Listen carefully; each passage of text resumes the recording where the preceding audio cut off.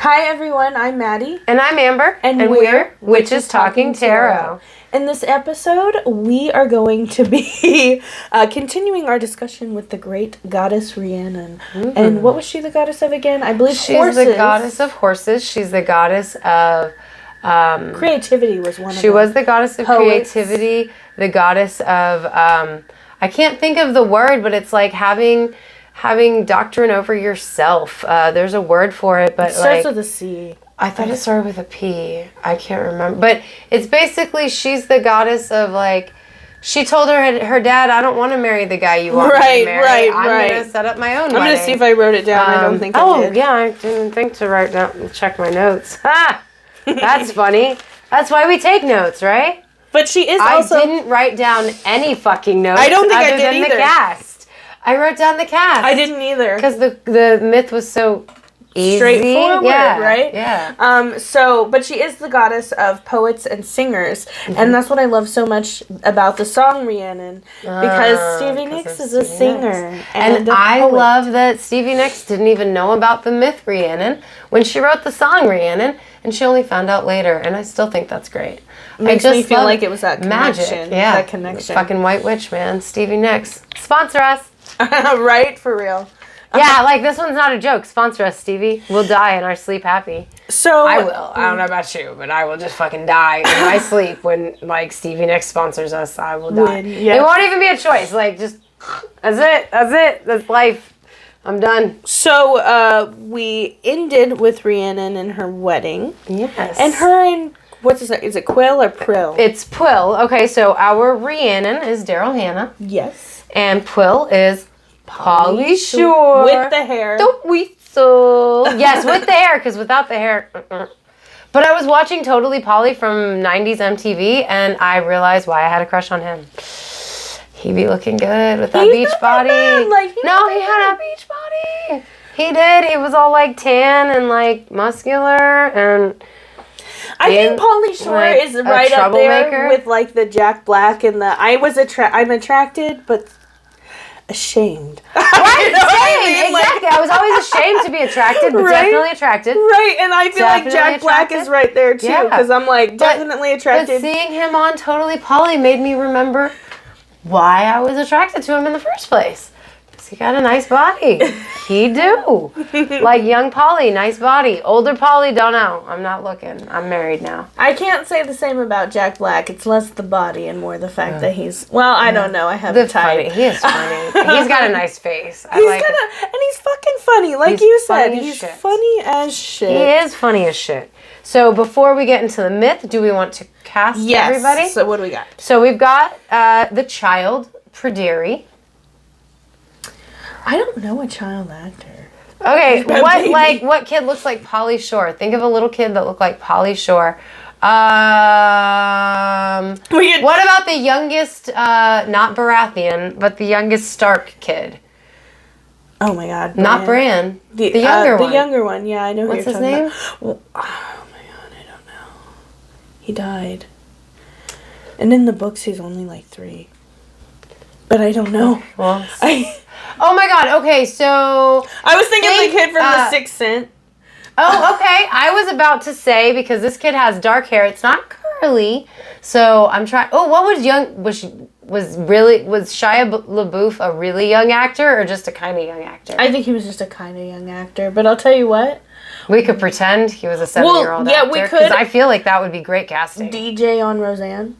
DJ on Roseanne's also good. He's got the dark hair. He does have the dark hair. Because I was going to say, similar to DJ on Roseanne, remember the little kid that Michelle was kind of friends with on Full House?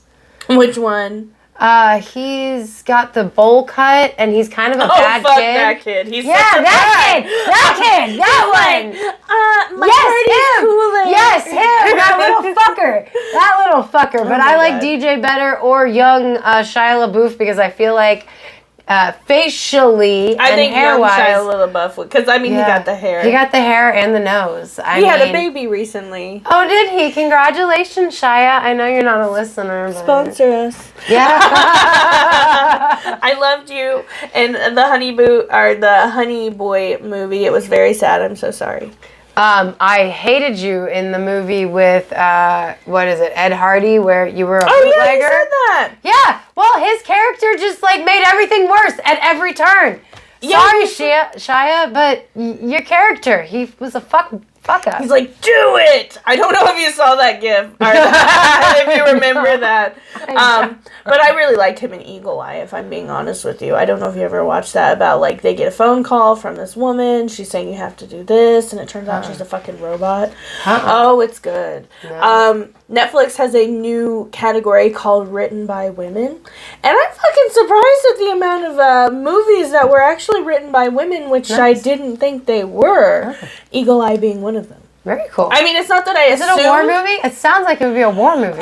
His brother, his twin brother... But then again, brother, Toys is a war movie, and it doesn't sound like it would be, so... Toys? Toys. What Toys? Not Toy Story. Toy Soldiers? No, Toys with Robin Williams and Joan Cusack and... LL Cool J. Yeah, LL Cool J. LL Cool J is like one of the best characters in the whole movie because he has like camouflage to match everything, including the couch. And oh my god, that's amazing. Is he in Vietnam? Huh? Is he in Vietnam? No. Okay. But his dad probably was. Like, right. That's the whole thing. Like, Robin Williams and Joan Cusack are siblings, and their dad was the fun guy. And then LL Cool J's dad is like the army guy like who takes over the toy company after their dad dies. It's an amazing movie. Toys. Wow. It's the best war movie you'll ever see. I'm not usually a war It's not. You don't even know it's a war movie until over halfway through. It's such a good movie. Joan Cusack's a doll. Oh, wow. That sounds interesting. And Robin Williams is one of the main characters. And LL Cool J has camouflage to match everything. That is funny. It's fucking great. Like supposed to be funny, or is it just like... Yeah, it's like it was a kid's movie. I mean, like, it's not a kid movie. It's not like it's not like a 5-year-old kid movie, but it's like a 12-year-old kid movie. Does that make sense? Right, I get you. Yeah, it was a great movie. It came out when I was about that age, and I love it. Like, I would still watch it to this day. See, I love Robin Williams movies. Oh, absolutely, right. I'm not usually a war movie fan, but I recently watched Windbreakers. Right. And I was not expecting it to be... I knew it was about war. I didn't realize it was going to be that war. So, this is not a war movie until you get much further into the end and you find out, like, the certain parts of the plot are revealed to you, and that's how it is a war movie. You just don't fucking know. It's a movie about the coolest toy factory that you've seen since Willy Wonka and the Chocolate Factory's Candy Factory. Wow. It's really cool. It is a really cool movie. It is. And I say you don't know it's a war movie because, like, the war stuff is all hidden under wraps because the army guy takes over the toy factory. Oh, right. And he uses the toy factory for army stuff. And what war is it? It's not really a war. That's the thing. It's not really a war movie.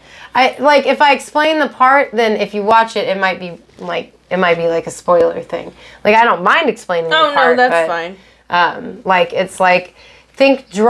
Essentially they've got a bunch of kids playing video games, and the kids think they're playing video games, but they're really not. They're flying drones. Oh my god, that's horrific. It is, but you don't see like you don't see a war end of it. Like, most of it's the fact that Robin Williams is like, I think this guy's up to some shady shit in my beloved toy factory. And LL Cool J's like, I'm not sure if my dad's bad or if my cousin's bad, because LL Cool J and Robin Williams are cousins. Mm-hmm. It's a fucking legit good movie. Wow. Yeah, it's mostly whimsical and shit. Because like Robin Williams drives a little toy car. Is that right? It sounds like he drives a toy car. It sounds like a trip. It's a good movie. It's from like mid-90s, early 90s. It's good, and it's got a Cusack in it. Anything with a Cusack's good. When I watched that Windbreakers movie, actually just the other day, it was not a happy-go-lucky war movie. I remember it. I know the actor that plays the Native American, the Navajo guy. He's on SVU. He's in one of the Shrek movies. I know what you're talking about. Like, this guy's great. I couldn't tell you his name. Yeah, right. It's Adam something. He's a great. First of all, I didn't know it was a Nicolas Cage movie. Yeah. And then it turned out to be, and I was like, you were like, yeah, exactly. I really didn't. I remember watching it as a kid. Oh, okay. But there was this one guy in it, and Bryson was watching it with me. I was like, how do I know this guy? He's like, he's on Interview with a Vampire. I was like, what? He's on Interview. Who the fuck is he? He interviews the vampire. He's the interviewer. Christian Slater's in it? Yes. Nice. Right, yeah. I just started watching something with Christian Slater in it last night that I will not talk about because it was so disturbing. Mom and I had to change it. It's called Dr. Death. It's about a guy who's a really bad surgeon. Oh my God. And he's still, I'm sorry, that just sounds... Christian Slater is not Dr. Death. That is Joshua Jackson from Dawson's Creek. Oh my God, that sounds horrifying. It was so horrifying that like we were at, I don't know, 35 to 40 minutes of a 53-minute episode, and I was like, Mom, I don't think I can do more than one episode a night of this show. Like, it's so horrific. I can't keep watching this guy butcher people. He gets decapitated in Windbreakers. That's like when I say this. Christian Slater? Yes. When I say I was gonna marry Christian Slater. When I say I was that. Damn oh my it. God! What's Not his fucking really. name's I mean, in it? The Hulk, the new one. He's also in 13 Going on 30. Oh, It's got an amazing cast. Nicolas Cage, the Native American guy. What is that guy's name? Steve something? Is it Steve? O'Bannon? I feel like he has a B prop in his last name. I don't know. I know who you're talking about with the new Hulk. Yeah. He's in it. Nicolas Cage. Like, I love Christian movies with Slater. star-studded cast. I can't it was lie. great. If you have a star-studded cast, let's like, I'm coming to that movie. It was very I'm gonna sad watch. because like the whole point was like, obviously America uses Navajo as code, but the whole like plot is Nicolas Cage is meant to keep this guy safe because he's the code talker, but also if it looks like he's about to get kidnapped or something, you've got to fucking kill him before they take him, because if you don't, it'll compromise the code, and he like becomes just cut out his tongue or something. I know that's horrific. If the Japanese have him, they're not going to do that. You know what I mean? I'm saying, I know it's horrific, but don't kill the guy. Just cut out his tongue so he can't give away the code. Right. That's terrible if they're in that situation. I know that's terrible of me to say. I realize this. I'm just like, don't kill the guy. His friend Whitehorse, he gets like taken by the Japanese, and the only thing they can do is just throw a bomb in there and just kill them all, including their own people, because like it's so important, because like the Navajo code, and this is true in American history, the Japanese could not break that code, which makes sense because who the fuck else talks Navajo or speaks Navajo in 1930 something? Well, not just that, but or I can imagine it being so foreign from anything else that they've encountered that they wouldn't be able to break the code. And it totally worked. I mean, it did. It's just a fucking sad thing. And he didn't die, thank God. But Nicolas Cage did. So it was still a really fucking sad movie. And it's very graphic. I don't like war movies because they're graphic. I thought this was Nick Cage died? Yeah. That's sad. I know. Saving the guy. Yeah. I was like, this sounds like similar to a Saving Private Ryan thing, but not quite. It was compared to Saving Private Ryan in the reviews. So maybe, I don't know. It was fucking sad. And I would not have watched war movies are all sad. Toys is not sad. It's not that kind of war movie. Yeah. That's why I said, like, it is, but you don't know it till, like, the end. Like, you don't. Like, it's not a war movie like that. And that's why I hate war movies, because, like, I want to watch Lone Survivor, but I know the ending. He's the lone fucking survivor. Why would I watch that? He's the lone survivor. But it's Mark Wahlberg. But, like, okay, let's be clear. I will watch Full Metal Jacket. I will watch, oh my God, the one with Charlie Sheen and Willem Dafoe, and it's definitely a Vietnam movie. Anyway. Yeah, you said that. I don't love Vietnam. I do, okay? I come from a military family. I grew up watching war movies. I watch Vietnam and World War II movies all the time. But the newer World War II movies, I can't do Patton and stuff. Sorry, guys. If we have any older listeners, which we have a few, if you're one of the older listeners who's like, screw you, Amber, look, my dad and my uncle and my grandpas, they all watched the Patton and the other war movies from that era. I just cannot get into that. It's so slow. I feel that. And it's not that I like love the action of people dying. Like, don't get me wrong. Like, Full Metal Jacket has a beautiful plot. Like, it has, you hear me say dichotomy of man all the time. That's because of Full Metal Jacket. You know, it's like the guy has a thing that says like born to love, born to die or something like that. Because he's a reporter and his whole thing is like the dichotomy of man. Like, you don't, like, you have to kill, but you don't want to kill. Right, like, but whatever. you have to, but right. Yeah, it's like. Just following orders. Yeah, exactly. Shitty. I do want to see 1917 so bad. I want to see it so bad. But honestly, that shit's like, I'm torn. Shit's really fucked up. Like, I haven't. Trench warfare? My God. My God. You know what I mean? Yeah, no, I mean, yeah, like. Granted, all war is horrible, but damn. War is rough, but yeah, no, I mean, trench warfare is like, you know, the more hand-to-hand it is. You're stuck. And it's, you know, trench warfare includes bayonet stuff. It's got the gas that makes you blind. Not to say that they don't still use blinding gases or anything like that. They don't use bayonets anymore, do they? But I don't think they use bayonets anymore. No, because they don't get close enough to. No, they don't have The bayonet was to make sure that you could kill somebody even if you couldn't reload your gun. My husband has one of those guns. Yeah, they're very interesting. Yeah, that's cool. It's nice. It's in my it's really cool. That is like cool. Those are cool. They are very cool. They are very cool. But very brutal as well. But like anyway, war movies, not really my cup of tea. I probably would not have watched Windbreakers if I knew it was going to be so graphic. And it was fucking graphic. I don't know if all war movies are like that. I don't know. I don't watch them. I'm going to bet they are. I don't know what Wind Talkers has in it, but I'm going to bet I mean, people are like on fire. Because, you know, they used flamethrowers in the World War II, which is what my grandfather was. That's horrible. That's horrifying. Oh my God, yeah. It was a rough movie. It was rough. It took me a couple days to finish. I think it took me 2 or 3. Yeah. Yeah. Oh, but on the topic of casting, every time we talk about casting, we get off on pop culture. Yeah, right. But that's because that's where the pop culture comes in these episodes. Right. So what do we got next? So we've got the remainder of the cast is the nursemaids, the council, like the city council, the judges who pass judgment, and then the horsemen. So the nursemaids, who are a big plot propellant in this tale, who are some spineless bitches.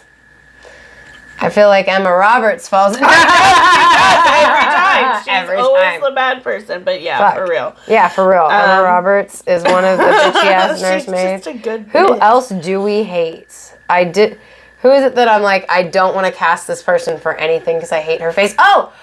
If you want, we could. You like her, I know. That's right. I don't mean that in a shitty way. I was gonna. I don't like her from Game of Thrones, not Sansa, because I like Sansa. The white-haired one. Why can't I remember her name right now? Not Cersei. The young. Khaleesi. Yes. Yes. Daenerys. Yeah, Daenerys. Yeah. Well, because I was like, I hate her face. I don't want to cast her, but we could cast her for one of the nursemaids. I picture them as just like really young. What the fuck is her name? I know. I'm like, what? Why'd you put an R? I don't know. It's Emilia Clarke. Okay. Who do you just hate? Who do you hate?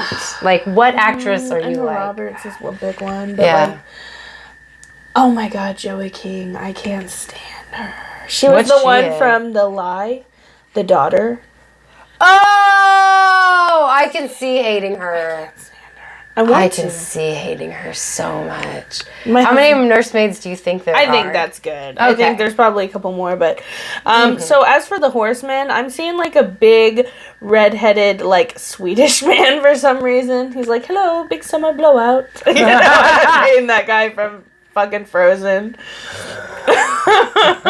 I'm trying to picture a big burly redheaded guy.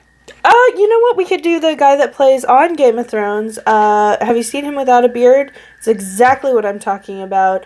Tormund. Without a beard. Tormund? Yeah. Okay. But I think he was also cast as... Yeah, I was going to say, we have cast Tormund as Loki. He was our Loki. He just has that face. He does. You know? I also like... Oh, what about... You said big burly, and he's a redhead. The guy that plays Vision. Okay. He's even bigger than Tormund, isn't he? Yeah, well, not muscular-wise, but taller. He's taller. Yeah. I'd be down. I mean, if we don't want to do No, I'd Tormund be down. again, I'd be down. What's his name, or do I just write down Vision? I would just write down Vision. Is he red like Vision? Are we doing? No, I'm not seeing him red. I'm seeing the actual actor. Okay. I was just being silly. But I am so excited to see Scarlet Witch in the new movie because she's a villain, but she's the villain because Vision died and she loves him, so she's trying to get him back, and she can get him back now that the multiverse is open, and you can't bring somebody from some other universe into our universe, so... She's the bad guy because she can do it anyway. Yeah, exactly. I am assuming so. I'm assuming that's been heavily implied. It hasn't been canon, but I'm excited to watch the show. I really, I plan to eventually have time to sit down and something. Bryson keeps telling me, just give it up, Maddie. Scarlet Witch is evil. I'm like, she's not evil. She just wants her husband. She just wants her husband, damn it. I mean, it's like, didn't you share the thing on Peace, Love, and Tea Leaves that said, painful truth or hard truth is that the hero wouldn't end the world to save you, but the villain would. Right, exactly. Yeah. That's the exact situation, straight up there. Yes. And I love Vision, so yeah, Yeah, there's nothing wrong with it. It's just that's exactly what it made me think of. That's exactly what it is. Yeah. And there's in the trailer she said something like, you changed the multiverse, speaking to the man, and she's like, and you're the hero, i.e. Spider-Man. But I want to change the multiverse. And I'm a bad guy? Villain? Yeah, right. Because she's a hormonal woman. Right! And it's all about love. So fuck you. Yeah, that's some bullshit. I really want to watch it. Good for Scarlet Witch, take down the patriarchy. Right, exactly. I'm I really want to watch it. I'm very excited. So, fuck you guys. She's not a villain. I really want to watch Scarlet WandaVision? WandaVision. Oh, Thank you. So good. It is so good. I was like, Scarlet Vision is not right. It's really good. It also has Agatha, who is a witch as well, and she's her... Of course, her name is Agatha. Of course she's a witch. Right. Well, sorry. I feel stupid because I didn't know until the end when they revealed it. No, you don't have to feel stupid. I just meant Agatha is a very witchy name. Right. I'm pretty sure that one of Sabrina's sisters in the new Sabrina is named Agatha. I'm not positive. So for the council... the council are the guys they're the city council, not the council that passes judgment on her. Oh, okay. So city council... they work with Pauly Shore. So they're the guys that have to work with Pauly Shore. So just I picture some guys who are always fed up with oh my God. Because they have to work with Pauly Shore. He's the leader. They have to listen. They have to do what the weasel tells them. Gonna munch on some grinded. Oh my God. Can you imagine? You're gonna hate your life if that's your After boss, a while, right? It's don't know if you watched Halloween Town. You've never watched any of the Halloween Towns? Okay, never mind. I'm not even. It's too hard to explain. But there's this witch council. Is there a good council? Yeah, well, it's a funny witch council. I think one of them's the H-Town Council. fucking worm or the caterpillar. Yeah, that sounds great. I'm gonna write down the H-Town Council. So then the judges. I feel in Harry Potter or something, there's some judgment scene. It just flashed through my head. Oh, absolutely, yeah. You got that dumb bitch who's oh my God, the one in pink? Yes, oh God, I hate her. Okay, but she's gotta be one. Yeah, okay, so is there a name for the Harry Potter judges? No, I don't think so. It's just the council, I think, or the ministry, which would be... the ministry. Right, yes. Right. We're just gonna write down the ministry. We know what that is. I think that's perfect. Such a bitch too. She's she is. I hate her. If that's true, then why are you covered in blood? Right? Oh my God, that's so perfect. Yeah, I'm so glad I thought of Harry Potter for that. Right? No, absolutely. Yes, the ministry absolutely. With her. Dude, what's her name? That bitch. I hate her. Professor Umbridge. Oh, because everybody takes her umbrage or she gives everyone umbrage. I don't know. There's a term giving umbrage or something like that. That's why I think her name is Professor Umbridge. Tell them I mean no harm, and Harry's sorry, Professor, I must not tell lies. I love that him write it in his hand. Because she's like, yeah, what a fucking bitch. I hate her. Yeah, dude. God, she's the worst Oh, character and they're in Harry horrible Potter. in the last one. Like, a lot of the shit was not addressed in the book, in the movie, which was they were practicing the Cruciatus curse, the torture curse, Crucio, on first-year students. That was their defense against the dark. Yeah, I'm sorry, I won't get on. No, but like, yeah, that bitch was cray. Like, the ministry from Harry Potter is perfect for the judges here. I think this is perfect casting yet again. So if you're in Hollywood and you listen to us, apparently, like, you hear me, we've got perfect casting. If you need our help, just let us know. We'll only charge a small fee. Right? So into the legend or the story or the myth. We have Rhiannon, and she has just gotten married with Pwyll. And woo, she's so happy they have a baby. A little baby boy. Right, so cute. So cute. I was going to say, like, my Tio, and then I was like, no, don't say that. So Rhiannon's tired. Is this the day after she has the baby? She goes to sleep that night from having the baby. Because she's exhausted. Her bitchy-ass nursemaids, Emma Roberts, Amelia Clark, and Joey King. They're all like the same age. I know, they're horrible. It is perfect. And I can't stand, actually, I can't stand any of them. Joey King played that fucking crazy bitch that killed her mom. Yeah, I know. Right, yeah, she did. She played Gypsy Rose. Or not Gypsy Rose, but Gypsy. Yeah. Yeah, well, her middle name's Rose, so yeah. Oh, it was Gypsy Rose. Okay. Yeah. God, I can't stand, it's a mouth. No, I get you. I can't stand her either. That's why I was like, I want to like her because she has a new movie coming out. She looks like the sweetest girl, but and she's got beautiful eyes. Again, with the dark hair. Gorgeous. But I can't. I'm sorry, Joey King. I've let you down, but get the fuck away. You got a punchy face, and that's not our fault. I know. That's your parents' fault because they gave you a punchy face. It's not on us. Sponsor us.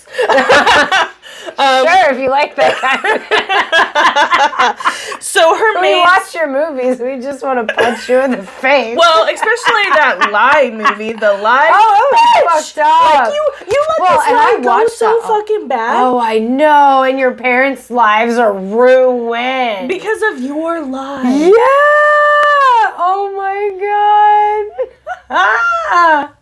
First of all, who thinks, oh, I know. I'll tell him I pushed you off a fucking cliff, and then you'll be safe. Who the fuck? I hate teenagers. Fucking stupid. But anyway, so her maids are taking care of the baby. Yeah. Because Rhiannon's very tired. She just had a baby. Yeah. And this is before medicine or anything. So like this bitch just did it all by her damn self. Exactly. And this is a time where, well, if you're a queen, you don't really have to take care of your baby. We've got nursemaids and people that'll do it for you. Yeah, we'll even nurse your baby for you because we have to.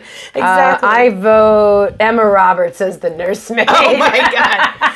So she's the one we both hate. I do feel really bad for Joey King because now I'm like, maybe Joey King was like, guys, this isn't okay. We shouldn't do this. And Emma Roberts is like, no. And then Joey King was just like, I'll lie for you. I'm good at that. Yeah, right. So they lay the baby down to go to sleep. Right. And then they fall asleep. Right.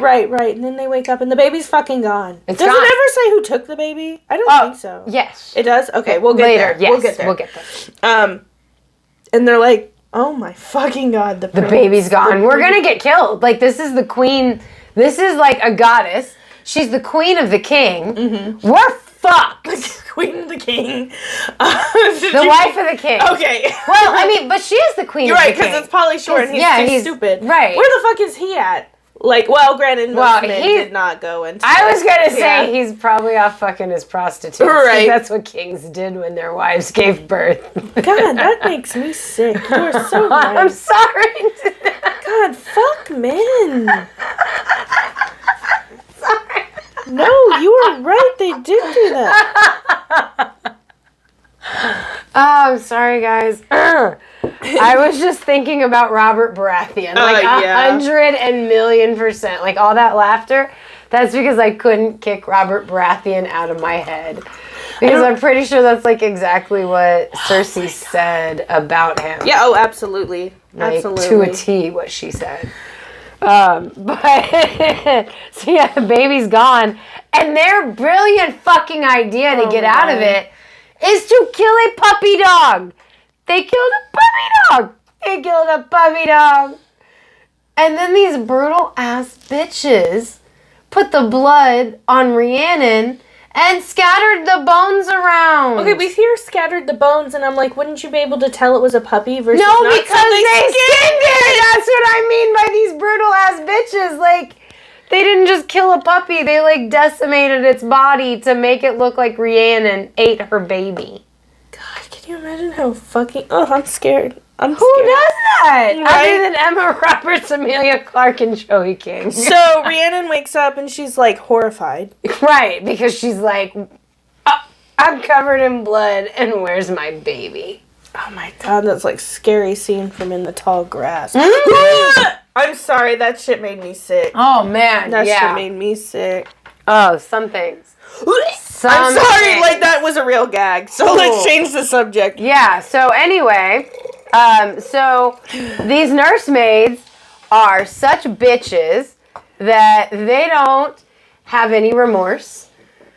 And they're just like, yeah, you fucking ate your kid, dude. We saw you do it. She's like, what? No, I didn't. And then they, like, call the theoretical cops on her, because I don't know what you'd call them. Right, I don't know. They're like, kill the beast. No. Right, and so, like, Rhiannon, like, she gets, like, whatever they do to goddess queens. I don't think she gets arrested. I'm gonna imagine she has, like, this special, like, Marvel style, like... the glowy wristband? Yes. And so she gets... so the Halloween Town Council of Witches goes to Pwyll, and they're like, look, Polly, dude, you gotta kill off the wife. She didn't give you an heir for like several years, and now like she ate your baby. But I'm like immortal, and if I kill her off, am I gonna have to go back to live with like them? I just imagine Pauly Shore, like, with this conversation being like, but I mean, and just like shrugging his shoulders, like, I don't know what you want from me. I don't know if you've seen her. She's like 2 feet taller than me. Right. Like she fucking banging, and I'm banging her. So, I mean, we're really at an impasse here, guys. Right. We'll just have another one. Yeah. Like, right. I mean, that's what they thought back then. Right. You know? And like, Rhiannon wants him to be, like, completely on her side. Mm-hmm. But for once, granted, he's on her side enough that he's not, like, put her to death. Mm-hmm. But he's like, look, you're going to have to go through judgment, you know? Which brings us to the Harry Potter Council. That's right. The Ministry comes into they're play. Fucking bastards. Right. And so Rhiannon is set She's before like, the Ministry. Do this, and that one bitch is like... like right? And, like Emma Roberts is like, I saw her. That bitch. Yeah, like she ate the kid. She always had a cigarette. She's just smoking like, I don't care if this is ancient Wales and they didn't have cigarettes yet. She's always this bitch got a twig that she's smoking. I don't know. She's just like, I saw her. She did it. She ate the baby. I mean, we couldn't stop her. Right, and then Joey King's like, what she said. I guess.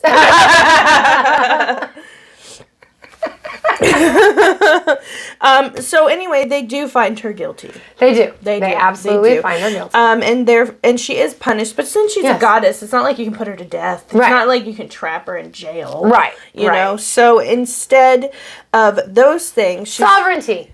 She's the goddess of sovereignty. I'm sorry, I finally remembered the word. So basically, they sit her outside the gates of the city where she has to sit there. And I'm imagining her like a beggar, like she's wearing shitty clothes and she's telling them, hey, I ate my child. Right. You know? And I think she's also like the goddess of like humbleness or something like that because of this punishment where she humbly accepted her punishment. Right, she did. Yeah. And she didn't punish the maids in the end. And I personally picture her in her finery. Right? Oh, because I do. I feel like it would be even more embarrassing to have to offer up rides on your back in your gorgeous finery. And I also feel like that's why people didn't usually take her up on it, because a beggar woman, they might see amusement in doing that with, but a woman in finery, they felt awkward.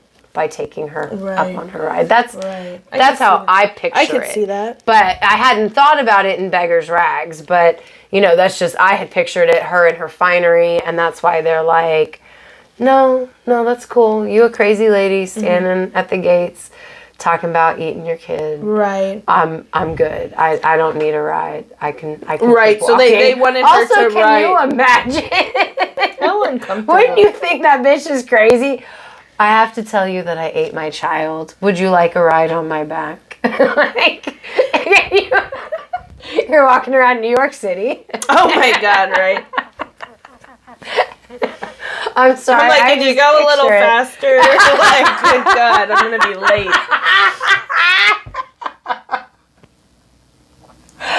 That was great. So meanwhile, what actually is going down with the baby is there's 3 different versions. Right. Now, do you mind if I start with my favorite? Yeah, go ahead. But now I'll answer your question. We do know Pwyll is the one that made the baby disappear. Which makes sense, a fucking asshole, John Goodman. I know. We love you, John Goodman. I love you, Sponsor John Goodman, us so much. Right. But, like, we wanted to cast you, and I just pictured you as Pwyll. Right, but young John Goodman. Young John Goodman from the Connors. Not the Connors. Like, not the Connors. Not the Roseanne Connor. Roseanne. Like, John Goodman that was part of the marriage in the Connors. Right, John Goodman. yeah. Man, Anyway. his chemistry with Roseanne. Oh, I love it them. made the show. Like, oh my God. Oh, their Billion chemistry. %. They were the best. So sweet. Still the best. I loved her. I mean, still, Corey and I will still watch that show. I love day. it. I love do. it. It's a good one. He loved her so much. They were so good together. Oh my God, I know. They had amazing chemistry. Would it be shitty to put sparkling water in this at one point? I'm like... I don't think so. Might be good. But anyway, basically, so here's my favorite version. We've got 3 different versions. The baby... Or, I'm sorry, this guy, he's a horseman, which means he has horse. Vision. Yeah, vision. He's just out one day, and then a little baby foal comes running up. Is it fowl? No, Foal comes running up, and he's like, hey, little guy, where's your mom? What are you doing? He's like, nay. And the horse guy was like, oh, I got you. He's like, okay, I'm the horse whisperer. I'll take care of you. Come along. And like he puts it in his little he's got like this bed of hay, and he sits him down. He's like, wow, you're such a cute little guy. What happened? And then he turns around because he's getting like feed, and then he turns back around, and it's a naked baby. It's a naked baby boy. That's so magic. I love it. It's magic as fuck. Can you imagine? And he's like, whoa. That's just so fae-y. Yeah, I can't imagine dealing with an animal turning around and then it's a baby, a naked baby boy, Superman style, when he comes out of the fucking, exactly, like straight up, no, like I cannot imagine. Like, I'd be like, did I eat acid and what happened? Right? Like, what the fuck is going on with the world And then today? to finish that one, he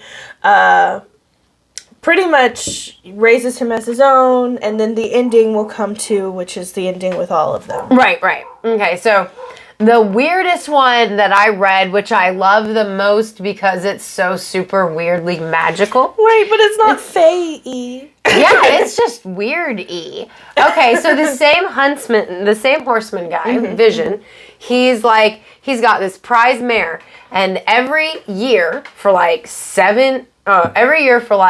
the past 5 years, this mare has been pregnant and in the night has given birth, and by the time he's got out there in the morning, the foal is gone. It's just gone. No baby horse anywhere to be seen. So on the 6th year, he watches and he sees the horse be born, and he's like, awesome, I'm going to get the horse, I'm going to take it, keep it safe, whatever.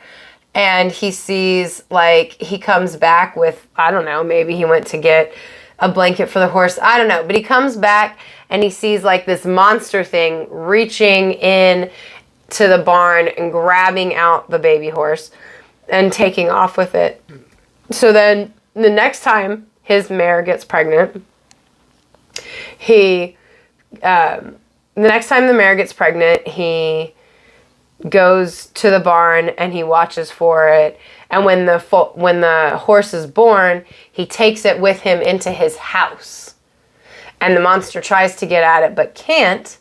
And then the next morning, the horse is a little boy, which now we're at the point where it's the same ending. And what was the third one again? I think the third one is just the horseman and his wife find a baby on their doorstep. Right, there is no horse. There is no horse at all. Which I like that one the least. Me too, it's not as magical. Well, plus, Rhiannon is the goddess of horses. She had to act like a horse, so it only makes sense that the missing child would be involved with a horse as well. Right. You know what I mean? To tie it all in together. But they all basically end the same, which is they raise the child until of a certain age, and then they're like, wait, hold on.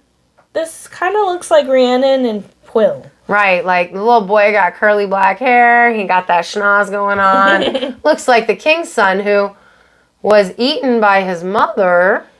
Uh-oh. Right, so he takes it back. I imagine that's what Pauly Shore does, or Pwyll. He's like, uh-oh. And he's been whoring himself out this whole time. He's been, like, drinking. Right, because she's been under punishment, right? It wouldn't be fitting for them to consort together, right? Well, I'm sure he probably snuck out a couple times. Yeah, and so he's like, hey, babe, are you not talking to me right now? Well, I'm gonna go munch on some grindage with this chick. Right.